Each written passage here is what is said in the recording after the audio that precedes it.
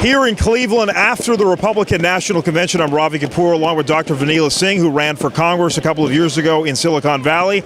You've been here for a week, interacting with Republicans from all over the country. Give us your thoughts after a very fascinating week, no doubt. Absolutely. I think the energy is self-evident right now, as you can see. It landed on a fantastic note, electrifying. I thought Miss Ivanka really laid out a fabulous story about her father, gave us some insight, and really nailed it on the head when she said that he brings a colorblind and gender-neutral approach. He goes for the best person for the job. It sounds like he has been a wonderful employer and has been ahead of the curve in terms of hiring women and getting women in top executive positions, something I really liked. Let's talk about the week before we get into Donald Trump's speech. Let's talk about this week, the experience you had. You're a Trump delegate, your first time doing this. Talk about the experience, the run up to the week. What did you learn? What was the experience like? Well, I got to say, I wasn't sure what to expect given all the unfortunate news leading up to Cleveland. I got to first say Cleveland hosted a fantastic convention. The city was generally very safe. Never felt concerned about my safety. And then it was just wonderful. Every night was leading up to today, which was a great night.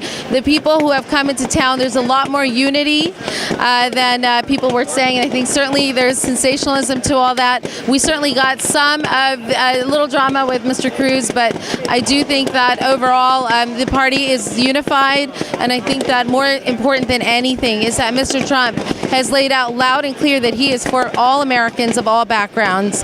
And that is what we're very excited for. Ted Cruz chose not to give an endorsement to Donald Trump. Did that hurt him? Did that hurt the party? I think it hurt Senator Cruz, in my opinion. I think the corollary of that, Mr. Trump showed a graciousness and a nod to Cruz voters and supporters by giving him the podium.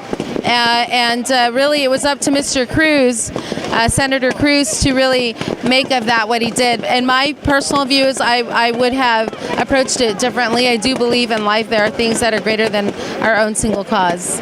Now, I've had some friends message me saying it seemed this week there was a real concerted effort. Now, it might have been just a couple of instances where there was an effort, though, to get South Asians, to get Indian Americans involved. We saw Harmeet Kaur Dhillon give a Sikh Ardas to start off day two.